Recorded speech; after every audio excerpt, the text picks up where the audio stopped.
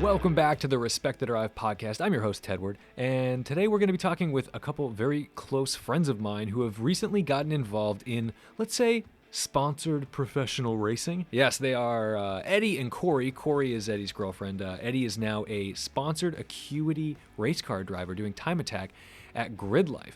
But before we get to them, I want to tell you a little story about my M5. So I've got this 2001 E39 M5 that I've had for almost 9 years, 8.5 years.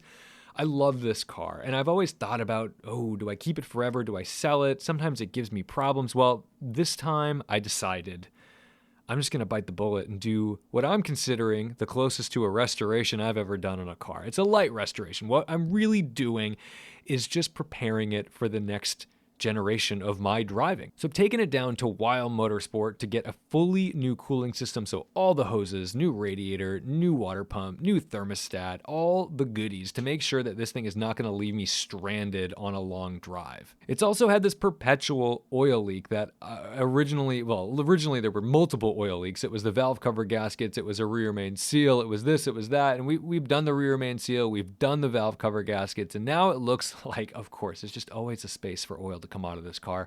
Looks like it's that upper oil pan gasket. So that's what I'm hoping for. We're going to pull the full front subframe out and just get down to business. In addition to all that, we're doing some new tensioners for the belts. We're doing motor mounts, all the things that you want to do. You know, anything that's loose or gross in the car, even the center support bearing in the drive shaft to make sure that cold clunk goes away the first 10 minutes of driving. It's always a little clunky. So I'm excited because I think this car is just going to drive a heck of a lot better, and I'm going to trust it. And trusting your car is always a good thing. So just shout out to Weil Motorsport down in Walpole, Massachusetts for taking on my little project with the M5. In the meantime, I've been living with a couple of interesting cars. I had the Bentley Azure for a couple of weeks, which I brought back, frankly, because I didn't want to be the one to cross the 5,000 mile odometer reading on that car, even though the owner said, just drive it, enjoy it, have fun. I did. I took it up to Portland, Maine. I drove the coast. I took it to my friend's wedding down in Connecticut. It's always nice to make an entrance with the top down in a big yacht of a Bentley when your friend's getting married. That was an experience that I'm so thankful to be able to have.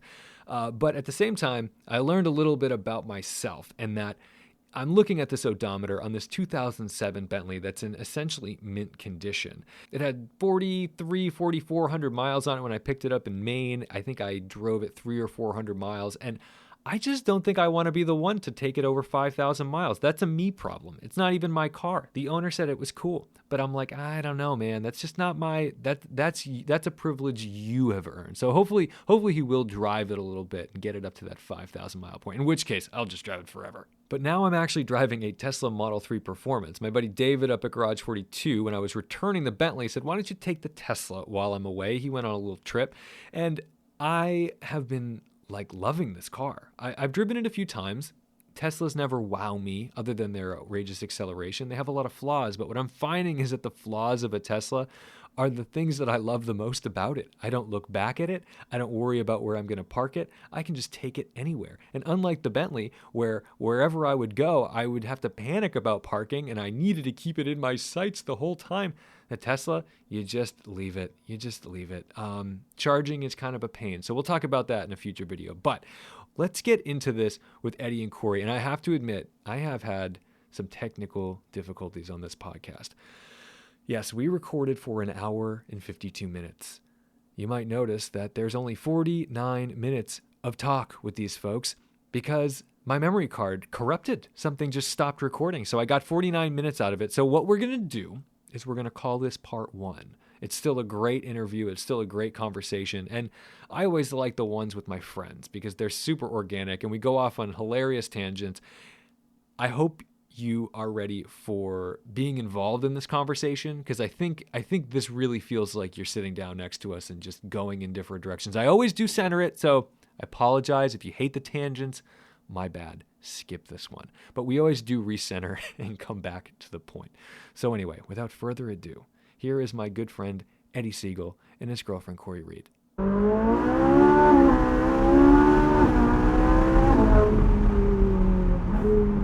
It's so awesome to finally be here. Agreed. And Yeah, and Corey's with us as well. So let's get started. I've got my close friend, Eddy, and his girlfriend, who's also my close friend, Corie, with us today, who have become a racing team. Mm-hmm.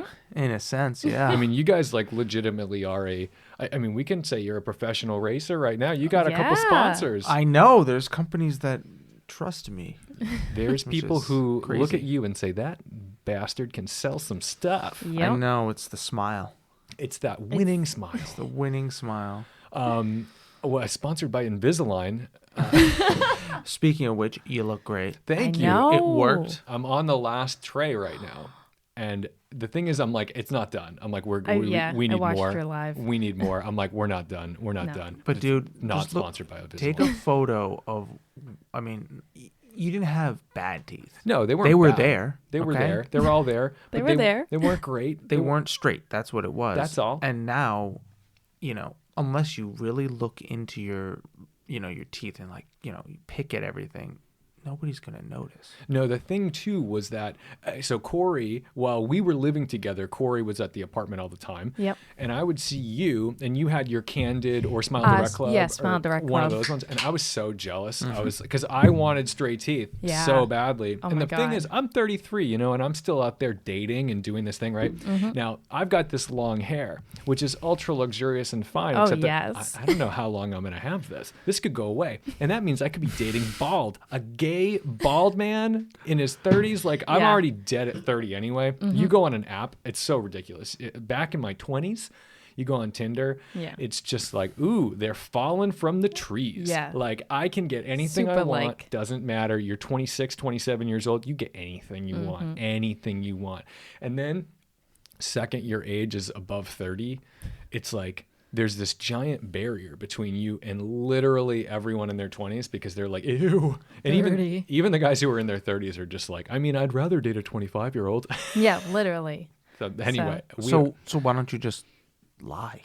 Oh, you can't lie. Especially I can't lie. All they have to do is look at anything Yeah. I do for work. Like, Who's going to do what you do for work? I Just say don't- you're 28. I also don't think I look good for 28.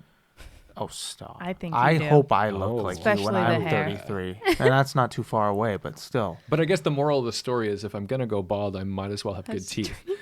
Well, yeah, you have to just, Yes, exactly. Well, that- I mean, is that it? I think a lot of people, forgetting the fact that other people look at you with straight teeth, I guess that's like a big thing. But also, the thing is with straight teeth is you look at yourself every day when you wake up. What's the first thing you do? You look at your face Yeah. in the mirror. Brush your teeth, And you smile. brush your teeth.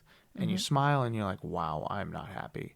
So, like, as a thing for yourself and your own self-confidence, it's a huge morale booster. So anyway, but you guys have been out racing all over the place. You're racing at Gridlife. You're like, Yep. so this is all right. I want to set the stage a little bit because like I whenever I do these interviews with like my friends, I feel really weird because I don't know what to talk about because I know everything about you. Yeah. So I'm like, they're not that interesting. Literally. Because I talk to you every day. Yeah. During the races, I talk to you guys. I know what's going on.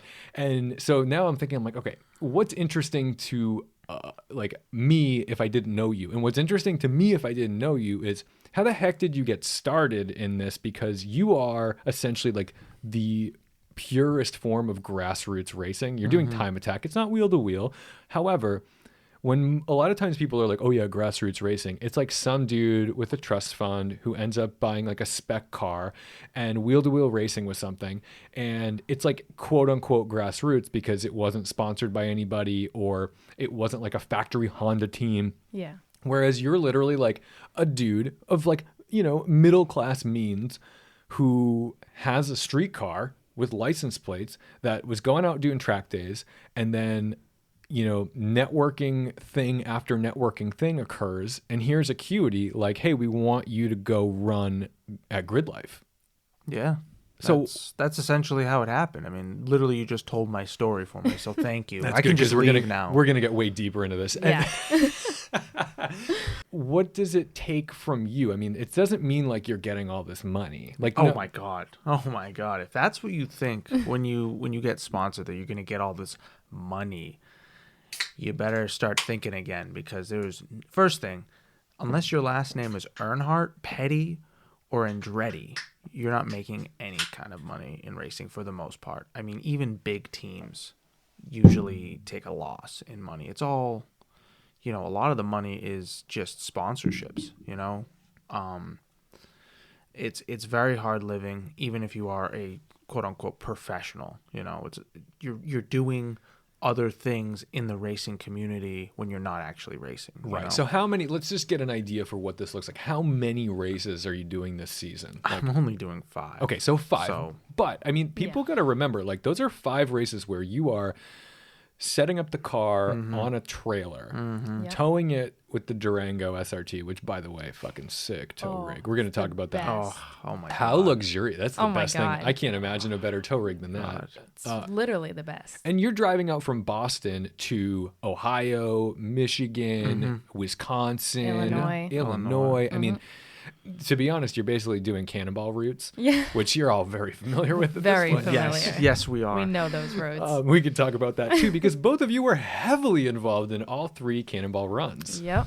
It's funny I you was mentioned 2 of that. them. Yeah. It's crazy how it's been a year now, over a year now. It's crazy. Yeah. That's why we can talk about it. But all right, what goes into, like, when you're getting your car set up and ready, like, what are you taking with you? What's your punch list? And what did you fuck up the first time you went out? God. Ooh. Okay, so first thing, I just want to, do you want me to start at, like, how I ended up in Gridlife or Time Attack, or do you want me to start, I'm at Gridlife already? I feel like we should start at I'm at Gridlife already. I mean, people kind of get the story. Like, I think they understand that you had been working. I mean, me and you had done a few videos with the Type R. Our friend Powen had been working for Acuity.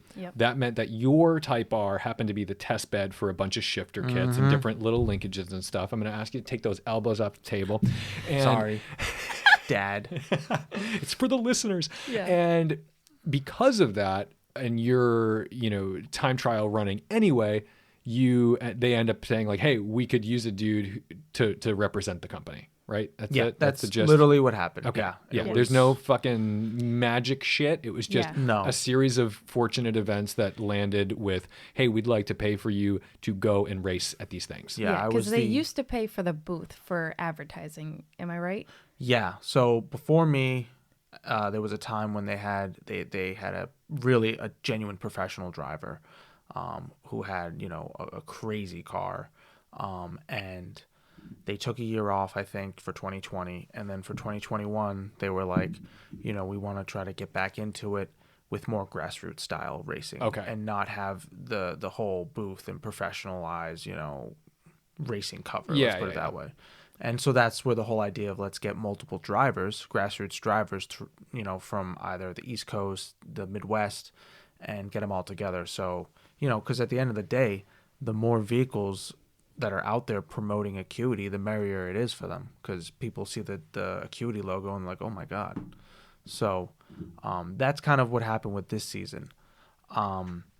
But that being said, so let's go back to January, because I'll start there. So they asked me if I wanted to do events, and I was kind of blown away because, when you are setting out to do a series of any sort, whether it be a time attack, an autocross championship, even wheel to wheel, you kind of want to start planning about these things way in advance. Right. I'm looking at stuff for next year, and I'm not even done with this year. I mean, I think about everyone with their project car, and everyone's like, oh, my car's going to be ready for the show next year. Like, I'm still putting off a fucking oil change on my 911. Like, the oil is here. Yeah.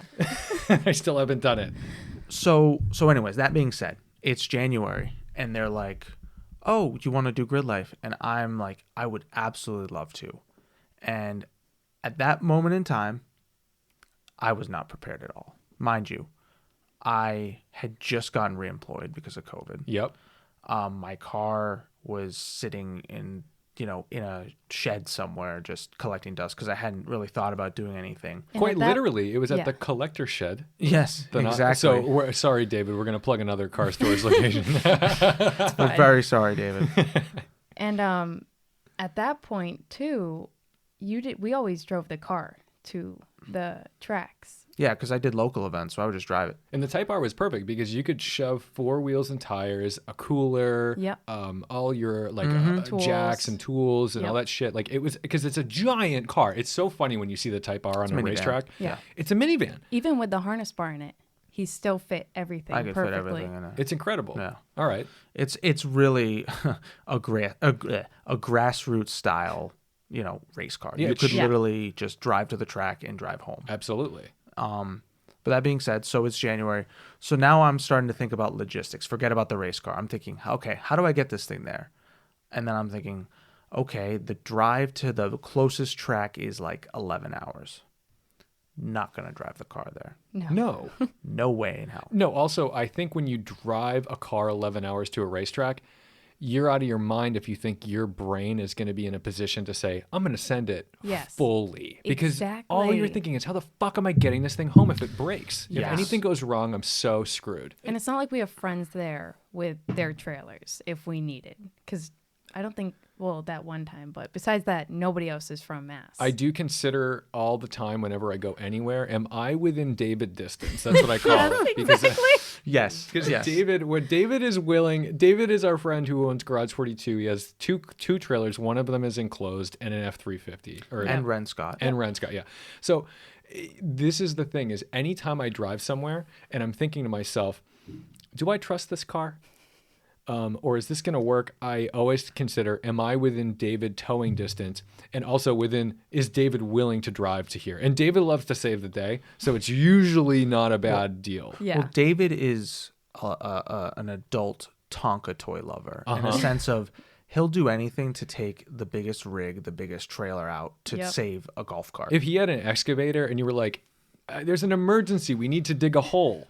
That is his dream. All he Yes. wants to do is dig the hole. No, you'd Yep. be like, oh my God, I got some new tulips. All right, let me get the shovel out. Right. And he shows up and what you're thinking is a shovel. He shows up in like a Komatsu excavator. Right. And what most people think of as a complete pain in the ass, like if you ask someone for their pickup truck, they're like, oh, fucking Yeah. another guy needs my pickup truck. Meanwhile, I'm like, oh, my throttle actuators died on the M3. David's like, oh, I'll tow it to Wild Motorsport. I'm like, you don't have to do that. I'm at work anyway. He goes, no, just leave the keys. I left the keys for him. He went and picked, when that M3 went down to Wild, I didn't take it there. I was at work. I drove something else that day, and he went and picked up my car at the house, took a photo of it on the street, like on the trailer, Yeah. and dropped it off at the shop. He did the same thing with KMC. He brought my 911 up to KMC. I think it's mostly just because he's like, I want to tow a thing. Yeah. Well, yeah, That's what he get the loves. use out of it. It's hilarious. So he's like the one person that you're like, when I don't want to ask him for a lot of favors, but there's times when I do, and I'm like, I'm kind of doing him a favor too, Yeah, because exactly.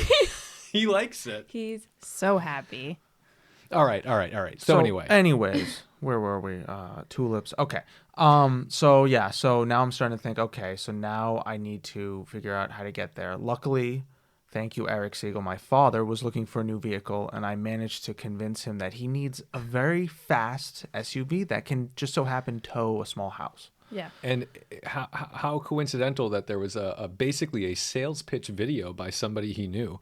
Exactly. I mean, actually, ironically, so he was looking at Audi SUVs because he had an Audi before and he was trading in. Right. And we went and looked at one, and he got in it and was like, "This interior, I can't do this. I don't even know how to start the thing." Yeah, Because Yeah. Audis are all just screens, and he's a little bit old school. Let's put it Very that way. simple man. Trust me, I get it. I've been driving David.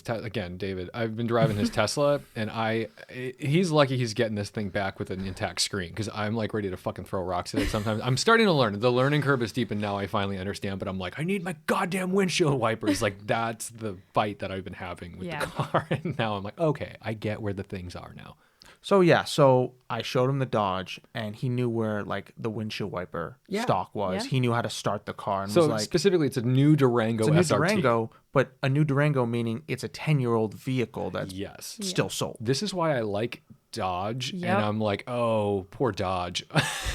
I'm like, every time I drive one of their vehicles, I'm like, this is awesome. Oh, they're gonna die. Yeah. Yeah, That's so- I mean it's sad. it is. It's like you're driving the last of something. Yeah, it's like they just don't see it. They are literally dinosaurs partying while an asteroid's coming at them, and they're like, we're having the best day ever. Yep. They have no fucking idea. No idea. They are waiting for the bus to hit them so hard. It's upsetting, but I'm gonna enjoy the party while it lasts. Well, exactly. I think they're going out on a high note, right? They're like, we've got every vehicle with essentially a supercharger bolted onto it. Yeah. I mean, I think the only thing they don't know, everything they have, you can get a Hellcat motor in it. You can't do it in the 392 Wrangler yet, but at least that's a we got Jeep. That's not Dodge. But still, I know. But Yeah. but the fact is, the only To put a V8 in it. the only thing we don't actually have is a 392 Pacifica. Which, for the love of God, please give us a mid-engine Previa. Oh my God. Imagine that, because that's the thing. You could do a supercharged mid-engine Pacifica, and it would be a Previa successor from Toyota. I mean, listen. how cool is that? They knew how to do front-wheel That's drive. dope. All-wheel The Neon drive. SRT, Yep. that thing was fast. Oh yeah. Thing was- Well, it was fast, except that it never ran. No, it did not. The SRT4 was a bad deal, man. I still want one. They're cool. But anyway, so had that figured out. So now I'm like, okay, I can get there. Yeah. Yep. And then thankfully, we have Lord David again. Lord David. Because he has his Extra shit. his old trailer that had been sitting, that is never used except for essentially just moving junk around. That trailer has been used to move. So we moved the entirety of Renscott from New Hampshire to the first Renscott building.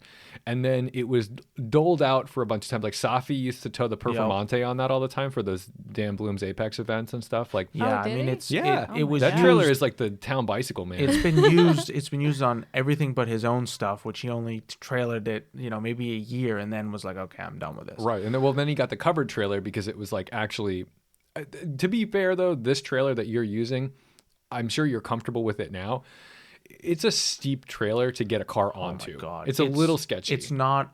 It's an agricultural trailer, and when I mean that, it's high up. Yeah, it's like a landscaper's trailer Yeah. that you put these ramps on, and you can get the job done. Like I've got my 911 on that. It doesn't. I always expect the car to fall off on the way up, but Yep. Well, I Every mean, time. every single Yeah, time. it's not. And it's also big. It's a very big trailer, and it's heavy duty. It's got huge axles, and everything's oversized, which is perfect when you're trailering, 700 miles to 1,000 miles. Yeah. But anyways, so got the trailer, got the truck. So now I'm looking at the car situation, and this was the first red flag. I've never driven any of these tracks. So, None of them. This is a big thing for me, and I have asked you a lot about this. Keep going. So I've never driven any of these tracks, and it's something you don't think about until it's too late. The dots have already been signed, and I'm like, okay, I gotta figure out how to learn these tracks. And besides the occasional, video game session, and even that, I mean, you can have a really good, sim rig, and it'll get you, let's go 70% of the way there. But it doesn't really hit until you get out on that track. Yeah. And for me, I'm a very visual learner, and video games just don't do it for me, because all I want to do in video games is turn around and smash everybody going the opposite But way. thankfully, you're a quick learner. Yeah, thankfully. I always get nervous on like not that I'm going to very many anymore, but like press launches, you'd go out to a Yeah. track and they give you a bunch of cars or one car depending on what they're doing, and they're like, go test it, and like I almost have a panic attack every time because I'm like, I've never been here. Yeah. And I'm like, I'm supposed to test out this car. Whereas like if you gave me that car on Palmer or Thompson or Canaan or even Lime Rock, like I would be like, okay, I can figure this out, Yeah. and I can like only be the variable there is the car. Like if you Yeah. give me like 5 cars at Palmer, I'm gonna have a field day. I've driven lots of stuff. Like I love driving cars on Palmer because I'm like, Yeah. ooh, I can actually feel out what's going on here. I can tell, am I braking later? Am I exiting a corner earlier? How's the entry? All this shit. Yeah. Whereas like a new track is terrifying because you have to push boundaries. It's not a video game. You can't fuck up Yeah. like that bad. So from now that I've done it a few times, I'm gonna apologize. I'm dropping F-bombs a lot lately, and I think it's specifically because I don't swear in the channel anymore. well, it's because you and I, whenever we hang out, the F-bomb is the third word we use. So I know I have the filthiest mouth, and in my channel revamp. I know you've last year, become really. I'm clean. You're kid friendly. You've gone from rated R to PG. You know why? It's not because I thought of it as like a bonus or anything. It was because my 11-year-old cousin became a big fan of the channel. And I'm like, oh God, I'm going to be 100% responsible for his filthy mouth. Yeah, I Yep. mean, he's going to be dropping, uterus and the F-bomb everywhere. Yeah, I say uterus all the time. Is that? Well, when you're talking about Lamborghinis, I was going to say. you're like, oh my God, look at that. Look at the look at that lime green uterus. Yeah, exactly. You know that uterus has 690 horsepower. My God, that The uterus, ovaries on that thing, man. man, that is such a beat uterus. The twin, My God. the twin ovary. 4 V8, owners unbelievable. went through that thing real quick. Anyway, that was Killer. a terrible joke. So now, okay, it's March. So now you've okay? got a trailer. So now it's March, and I get a text. Hey, we'd love to wrap your car. You have to get it done in like 2 weeks. Right. It's in New Jersey. And by the way, for anyone listening, I know, it seems like if you're in Boston, New York, like Montreal, Vermont, all these things seem really close. To us, they're not. No. Anything that is further than 1 hour away or requires a bridge, we do not like. Oh, God, we no. do not like No. bridges. No, we don't Okay. do Hate those. bridges. We don't fucking do bridges. Yeah. So if you're like, hey, if you drive down midday on a Tuesday to Manhattan, it's not going to take you that long. And yet somehow in my brain, that feels like the furthest thing away. I've done Yeah. it 100 times. I've driven to New York so many times, and every time in my brain, you might as well have just told me to drive to LA. Yeah, exactly. I'm like, oh, that's going to be a fucking nightmare. Where am I going to park? And I'm thinking to myself, I know where to go. I already know where to go. I know what to do. And yet it still seems like a complete nightmare. it's the bridge. So now you've got to go to New Jersey. So now my I'm going to go least to New favorite- Jersey, my- drop my car off, hope it's there when I get back. I just assume everything gets Now- stolen in now- New Jersey. To be fair, 506 Wraps, the wrap company that did the car, Are was they dope? fantastic. Oh my God. Great bunch of people. They did an awesome job. The wrap Yeah. is awesome. Like really just blew me out of the park.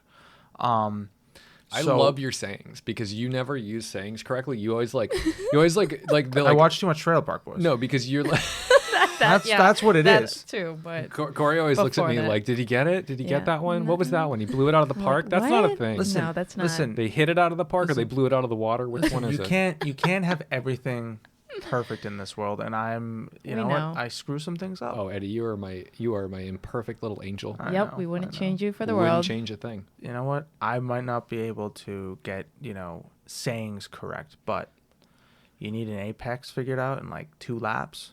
I'm pretty good at that. I heard you ran out of gas. Which time?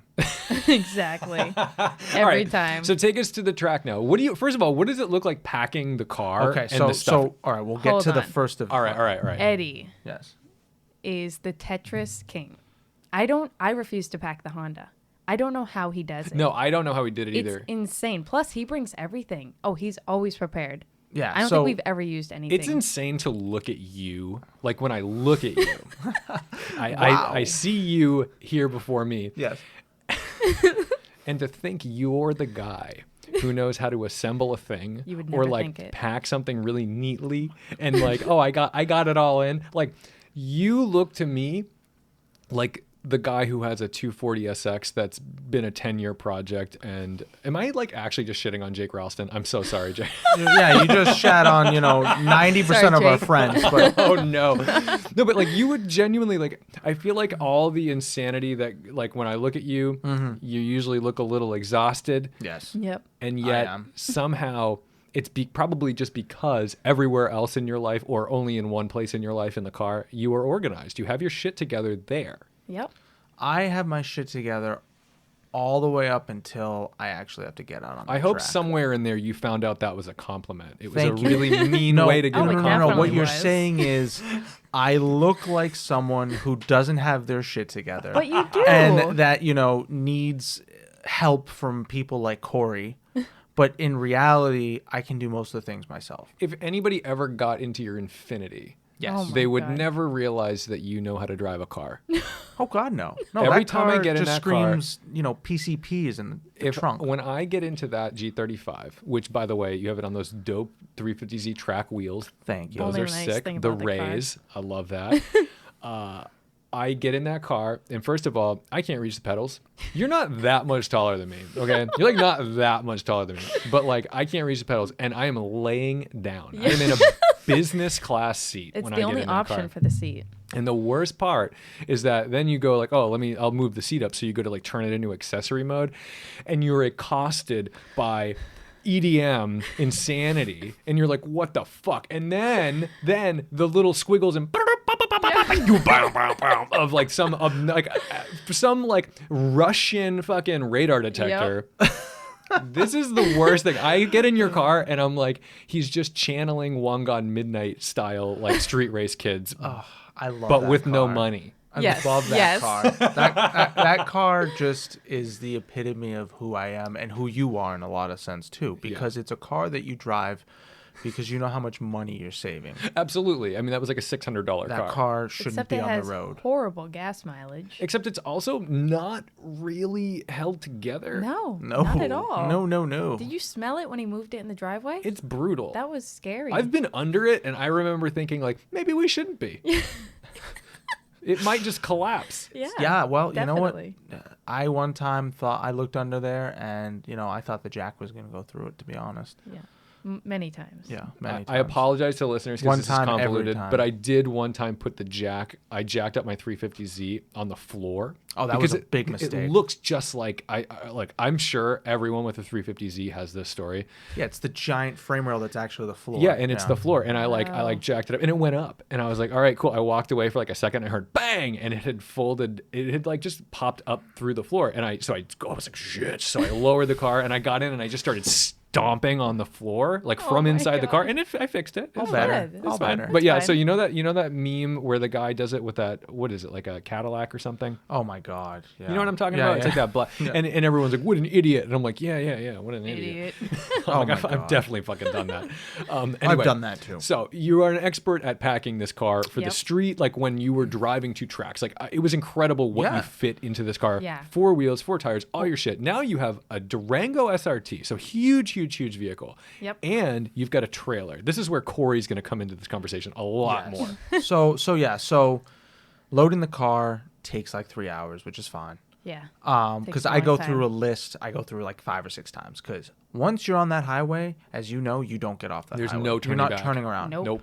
It doesn't matter what it is. You're just gonna have to buy it or suck it up. Yep. So, get on the road. We start doing the first drive. Mind you, Where were you going? We're going to Michigan. Michigan. Gingerman. So like 700 miles. It's like 700. It's not the drive. exactly. Isn't as bad as you'd think because you're basically on the Mass Pike the And entire we way. prefer to leave at night.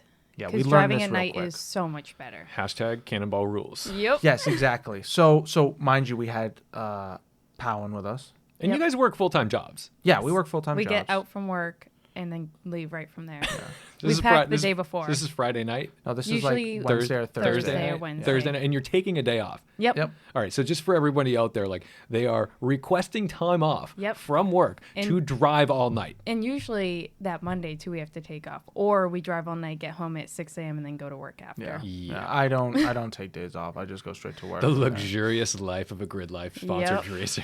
So Oh, yeah. so No sleep ever. So we're going there, and mind you, first time with the car on the trailer, okay, and this truck. First time driving with a trailer was when we picked it up from David's. You've never driven a trailer? I had never driven like a big trailer like that before. I've done like a Wow. Yeah. little dinghy thing, but that doesn't really count. right? Interesting. Okay. I honestly think the dinghy was much more difficult because once you started backing up, it would just immediately jackknife. Yeah. Yeah. Okay. But anyways, so first time for everything, and my dad made this really cynical joke right before we left. He goes, I'm looking at the weather, and it looks like there's a massive thunderstorm, but it looks like it's going the other way, so you'll be fine. And I'm like, whatever. I didn't really think much of it. Because we didn't think storms would be a problem. We're So like, we "Oh, start yeah, it's driving. fine." You guys have done 3 And- cannonballs. You and know storms are a problem. Come on. Immediately get stuck. Droplets are a problem. Immediately when we hit New York, we get stuck in this thunderstorm, like torrential downpours. Couldn't Can't see see 3 in front feet of you. in front of us. And we got stuck in the storm for like 8 hours. It just followed us the entire way. Yeah. Because whenever we'd get ahead of it, we'd have to stop for gas. And guess Oh what? my Caught right God. back up. Yeah. That storm. So And that was supposed to be my time to sleep. And I don't want to sleep with him going through that. I want to be No. like, I can't sleep in the car aware. either, and especially I can't sleep when Eddie's driving. Wow. Honestly, I would love to join you because I think this is the only scenario in which I'm You would be comfortable so with Eddie good. driving because Eddie can't do any dumb shit because Exactly. he's got his entire livelihood on the back of the fucking rig, and he's like probably afraid to go any faster than 68 miles an hour. So it's like, all right, let's go. So He literally he told me we couldn't go over 70 the first time. So I'm driving, and You got to test the water. first time trailering this thing with the car in the back through a torrential thunderstorm. So I'm like, well, if I can handle this, which is ironic because, sorry to totally change subjects for a second, the first time I ever drove on a highway was with my father through, guess what? A torrential thunderstorm in a Dodge. Yep. Oh my god. So it's just weird. The Magnum? The Magnum. the Oh, yeah. Magnum. So anyways, yeah, on the Cape, driving home from the Cape. Oof. So Good worst times. highway. So yeah, we get there, and this is when we pulled up to the track of Gingerman, which is, a smallish little track. No. First gas station when we checked the straps, and how many were off? Oh, no. No, there was only one that was off. It was Only one. it But was- one fell off every single. It was the stop. same one every single stop, and I'll And get was- into that there later. was one that was. And these are those straps that go around each wheel, and then they Yes. ratchet into the trailer. Yep. The So trailer that's has those little... the like, yeah. Yes. So that was the first. So It's like a net around each wheel. exactly. It's not a net. We didn't get the net one. It was just one strap. Oh, Just goes okay. around So it. it didn't hug it, but it. Got it. Okay. Yeah. And it was slipping off. So It's Yeah. all that positive camber. So we've anyways, dialed but in. that's- This wide ass car. that's what David recommended to use. So Well, I they bought do, some. Yeah, but you do 4, and you hope 3 survive. Yeah. Or 1 Yeah, survives. And that's what happened every time. So- At least 2 survived. Yeah. Exactly. So that was to be concerning, and not to mention, I'm going to this event. I have no idea how it's run. I have no idea what the operations No, you're are. not like rolling into a familiar I'm site. not going into a Yeah. normal Yep. HPDE that I know everybody. You're and going. everybody's like, You're going to "Oh." a new school. Yeah, Yeah. exactly. It's literally You're first day of walking high in, and school. you're like, "Hi guys, so my name's Eddie. Where do I go? Honda. exactly. So What's the so we schedule, show guys? up, Where's first period?" and I get there, and of course everybody had already gotten there because Yeah. we're like a day late. Yeah. Day late and a dollar short. So we pull up, and I'm like, okay, we got to go find a spot to park. We luckily found a great spot, which is like, I guess no one wanted to park there because there clearly was probably some sort of like, They're like, "That's the septic system." Exactly, septic system or I whatever. think that was where people were camping, but we just put our trailer there. So anyway, so we parked there, Like, and I can dig a hole and shit here, right? we They're like, "Dude, we unload- live here." and love Gridlife. My God, is it different than the East Coast track community? Because So different. it is just, first thing, nothing wrong with everything that's done over here in Massachusetts and the East Coast, but there's not that many young people No. for the most part. No, it's an older It's crowd. an older Yeah. crowd. Which honestly, I think honed us well because we were brought up with a lot of respect for what we do on racetracks here because For of sure. the older crowd. For Yes. sure. Yeah. So when I got there, I'm like, oh my God, it's not an AARP membership meeting, Members Day. Yeah. So I get there and I couldn't believe it. I'm like, oh my God, like there's people playing like rap music in the paddock. Like, you Yeah. never see that. Yeah. You'd get shot Yeah. for doing that kind of Yeah. stuff around here. So I'm like, just like taking all this in. I'm like, oh my God, this is real. Different energy. Different Yes. energy. This isn't like, okay, talk about the Bee Gees, These guys actually know, like a lot of these guys you might know from YouTube, like, and Yeah. and, Yes. and the thing is, Gridlife alone, like the reason I even know what Gridlife is because of Matt Farah. He would go to the big event at Gingerman, and like what's it called? We're The going Midwest there. Fest. Midwest Fest, right? So that's like the big show. That's Yeah. the big one, and it's drift events, it's Yeah. HPDE, it's time attack, it's wheel to wheel, it's And then all a these full things. festival. And it's a full festival. There's like Yeah. music and shit Yep. too, right? It's like, People come. Forza Horizon, which is a video game in real life. Right. And I remember Yeah. Matt doing some videos there because he was doing one takes on track because he would just go there and people were like, "Hey, go drive my car on track." I'm like, Yeah. "What a jackpot." Like, honestly, I want to Yeah. go with you because I might be able to just go make a bunch of fucking videos Yeah. with like rando God, cars. Like, yeah. how great is It's- that? Oh, that'd be so cool. So I was blown away, and I was very nervous. I'm not gonna lie. Like I was biting nails if I had nails to bite. I would be bummed out if you weren't. I'd be like, "You're a sick fuck," or I'd be Yeah. like, "You're arrogant if you're But not you know nervous what? there. You I should be didn't- Yeah, nervous there." exactly. I didn't have time to be nervous because I hadn't slept in 2 days. And I had a driver's meeting, and I had to tech, and I had to get all this information and write down my will and testament to them. And so our Airbnb we couldn't check in until like 4 or something. And we were Oh, there so at you 10 guys, a.m. so you guys So just we like were drove s- straight from Boston to the track, and it's like When we unloaded, started, we unload, unloaded. no sleep. Yeah, Nope. and it was already like 90 degrees at like 10 a.m. So we weren't going to sleep in the truck. So it was Too 90 hot. degrees, and I had to go out on track, learn a track on no sleep. So, which was awesome because I don't sleep anyway. So I'm Finally, like set all- up for this. All those weekends of video Yep, games are paying off. preparation. All those weekends of just pizza and video games paid off. So I get there, and we know nobody. I mean, like, I know some people from just talking to them on Instagram or YouTube or Facebook or whatever. It's but different, though.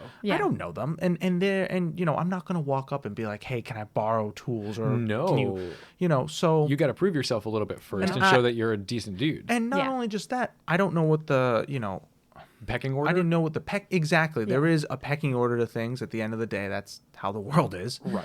And so I didn't want to, step too far. Right. It's my first time. I'm not going to ruin it already. Right. So I just kind of kept my cool and just, followed what other people were doing, just stayed to myself.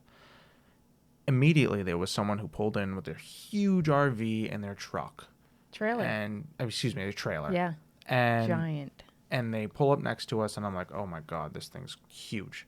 And they unload what appeared to be a Fox Body Mustang. Beautiful car.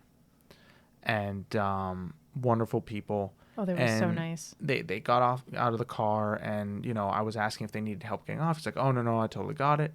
I introduced myself. And it turned out to be, that was when I kind of realized, I'm like, wow, people are really nice. This is in a the community. Midwest. Yeah. This is totally a community. So meanwhile, just to give a contrast to that on the East Coast, when I pull up to Thompson for like a track day and I'm like, oh, this looks like an open spot. If I put my stuff down for like 10 minutes and walk away, I'll come back and there'll be 3 guys like, who the fuck's M3 is this? My trailer's supposed to be here because of blank. And I'm like, well, you don't really own that space. They're like, well, it's implied because I'm here all the time. And I'm like, oh my God, I'm already pissing off this guy and watch him be my instructor. Yeah, exactly. Like that's how East Coast. No, like I'm not trying to make enemies here, but like people can be dicks. Oh, absolutely. I'm just saying. No. And that was something that was clearly apparent to me. That is something that I hope to bring back to the East Coast community. Yeah, to try to bring some of that, happiness and joy. It's the reason why I didn't do track stuff for so long, because I was so afraid of it. I didn't. Yeah, I remember. I don't know. I don't know about you. I don't like getting yelled at by like 50-year-old men. I don't like it. Especially like at 7 a.m. Yeah, it really bums me out. Especially when you're not like being a flagrant dick. Like I get it if you're like, hey, I'm doing donuts in the paddock, and like, how come these guys are such dicks? It's like, no. Like I parked. Yeah. And I'm getting screamed at, and I'm like, okay, that's a great way to kick off the evening or the day, whatever. Anyway, so you've got these dope people who you're like, where am I? It's like going to Salt Lake City and you're like, Mormons are really nice. Is that what happens in Salt Lake City? And you're like, they offered me a soda. Just kidding. They don't drink soda. So I get there and I'm starting to find my way around and starting to meet people. And, obviously at that point I'm like, okay, I need to, start making friends with people, because that's the only way I'm going to figure out this track. Yeah. So in the line of tech, I started just talking to people in the line and being like, hey, I'm new here. And they introduced me to people and where I got, my transponder, which is what time, get your times for the car, and where to tech. And you know what? Like, I started to feel really comfortable there. By the end of the day, I was like, oh my God, this place is awesome. So Corie, what are you doing at this point? Like, you're fresh out of the car. Yep. You're probably like, I would love a shower. Oh yeah. She and I had an argument about that. She's like, I thought we were going to the I really thought we were going to drop the car off and go to the Airbnb and sleep, and we stayed there the whole day. Oh my God. That's when you were like, Corie, go to sleep, and I'm like, I can't. Well, I could tell that there was like tension, just because I mean, look, I've spent because of Cannonball, I've spent a lot of sleepless nights with both of you. Yep. and not just Cannonball. And we know that's true. But I know how we all get. Yeah. And it's I love sleep. And I know when you're getting burned out. And I remember I called like, hey, you guys good? And I could just like hear it in your voice. I'm like, oh, Corey's fucked right now. And it was, we both didn't know what was going on. And Eddy just wanted to be there and be at the track, which I totally understand. But I was just like, I just want to sleep a little bit. So here's another thing that totally mind fucked everybody. Me, Pound, you. Powen, by the way, for the other listeners, he's like a kind of a teammate, but he's also like the Acuity guy. He is, he works at Acuity. He does the videos and photos for Acuity. So if you've ever seen like an installation video of the shifter or whatever, like that's Powen. Yeah. Anyway, go ahead, sorry. So anyway, so we're there, and Russ is there, who's the head of Acuity. Yep. We got to meet him for the first time. Yeah. I mean, because he's down in Louisiana. Yeah, exactly. Yeah. So this was a first for everything. So we got to hang out, and Russ was like, I have this photographer, Luke, and awesome guy, and he's going to take photos of your car on the track. So I'm like, okay, no big deal. Here's the keys. Do what you want. So they take it out on track, and the sun's starting to set. Okay, it's just barely, but it's just barely setting.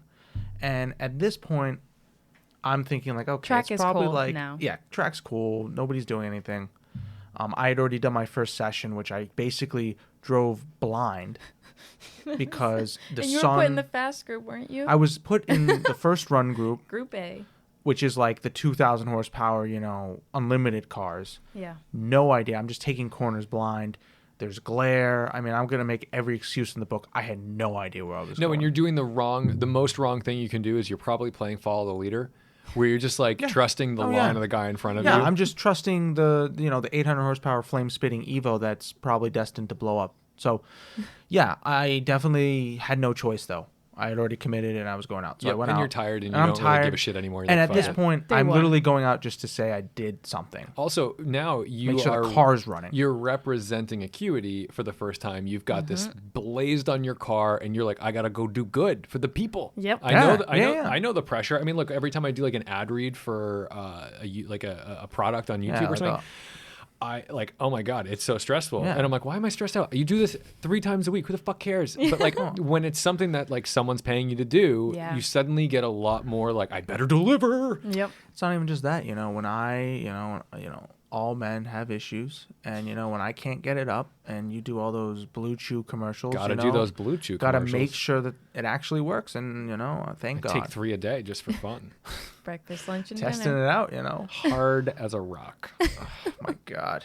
Anyways, so yeah, Race back to the cars. story. Sunset. So he goes to take photos, and we're talking, having a great time. I look at my phone. No, we go to do dinner. This is what happened. Yeah, We're like, we should probably have dinner soon. You can tell this.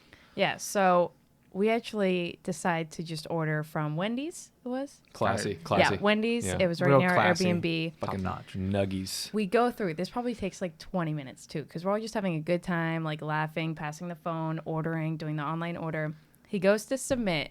Wendy's is closed. They closed at 9. No. The sun is still up. Sun's still up. Way on that west side of the Because Eastern we're time. just about to go to the That next, time zone. Yeah. Central. We're about to jump into Central, Yeah. but you're So the sun yeah. is like, we're so not used to this. And it was so funny. We're like, everything closes at 9 there. Yeah, everything's closed So at 9. thankfully Taco Bell though was open till 10. Yeah, they cater to a certain group of people Yep. who Live often, us. yeah. So we got Taco Bell, thankfully. There's a new dispensary down the street, by the way, called High Hopes, which I think is very funny because it's at That's it's at the amazing. Hopedale Airport.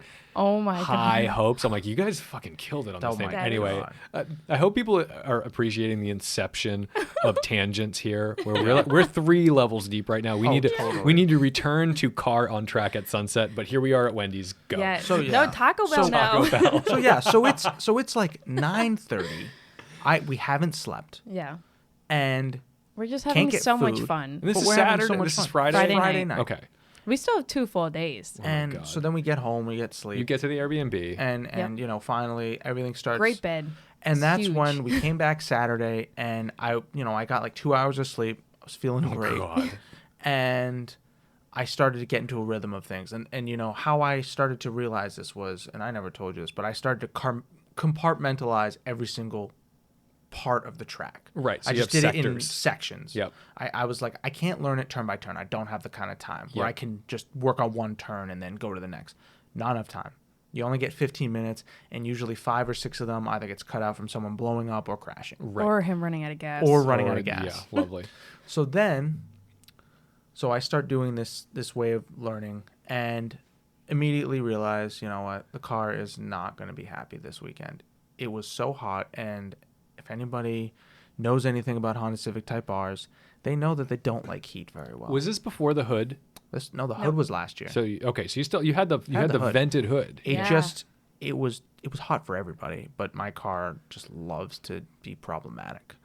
So and it's not a very like airy track. No, it's slow. It's like it's not a. There's one really fast, two really fast corners. The Right. rest So of it is for non-track people, cars get really hot on racetracks because you're revving How the hot? shit out of them, like so hot. Like hopefully not beyond 300 degrees because then you're like really not. degrading oil. But anyway, a slow track, which can be a small track, which may appear to be a forgiving thing because, oh, it's just a little baby track. Little baby. That's how you wreck a car because little tracks mean lots of brakes Yes. and they mean lots of heat. And then it means more brakes, which means less cooling, which means you never get up to speed to let the thing breathe. Whereas a track like an F1 style racetrack, Yeah. Watkins Glen, Coda, Even Mid-Ohio. big long straightaways, Road America, like those are places where you can really you can beat the bag out of your car. They're faster corners, and then you have these long straightaways. Well, even though you are still going red line to red line and wringing out the car, it's breathing and it's cooling everything. It's cooling the diff, it's cooling the transmission, it's cooling the brakes, it's cooling that radiator. You're giving it a chance to survive. Whereas these little tracks are just a brutal thing to do to a car. It's so bad. I mean, it's fun, And but it's brutal. On top of it, Eddy has the heat blasting the whole time. Yeah. To try to keep the coolant as Yeah. cool as possible. Exactly. Yeah. Try to get 2 laps, 3 laps. Yeah. Because mind you, if I knew these tracks, I'd be fine with getting 3 laps. Sure. But I And you need don't know 'em. as many laps as I can get. I go through the whole sessions. just Right. learning it. And this Type R has been a tricky thing to keep cool to begin with. As a stock car on a small track, just forget it. You get like maybe 2 laps, 2 hot laps, and you're done. You've got to cool it down. It's going to go into limp mode. Yeah.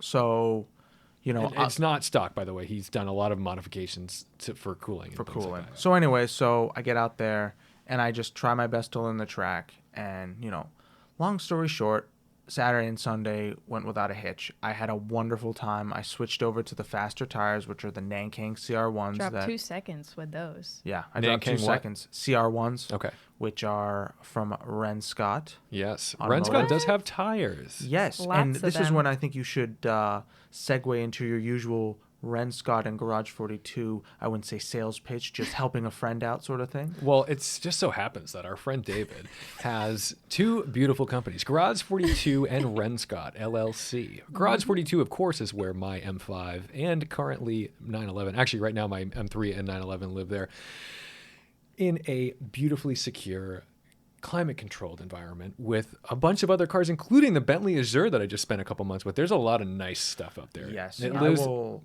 not say what's in there, but it's a very nice Fort Knox for automobiles. It is. My 911 lives directly below a Ford GT right now. Oh, and jealous. then Ren Scott, for the most part, is doing custom machining, but they happen to have a lot of wild products, including phone mounts from Renline and now Nankang. They have Nankang tires. They have so many Nankang tires. So many. It's like all different sizes. tire heaven. Anything you Oh need. my God, if I had the money. And that's when it died. So that's where we're at for part 1. We'll come back and start talking about their experiences at other racetracks and how it's going with the car after being abused and trailered all around this fair country. Thank you so much for supporting the channel and the podcast by watching, listening, liking, commenting, subscribing, and of course to the Patreon supporters for contributing, whether it's $1, $5, $10. I mean, you could donate $150 a month if you'd like. But no, really, every little bit counts to help keep this alive. And as I'm learning, I am going to burn through a lot of faulty SD cards. Don't forget to respect the drive, and I'll see you in the next one.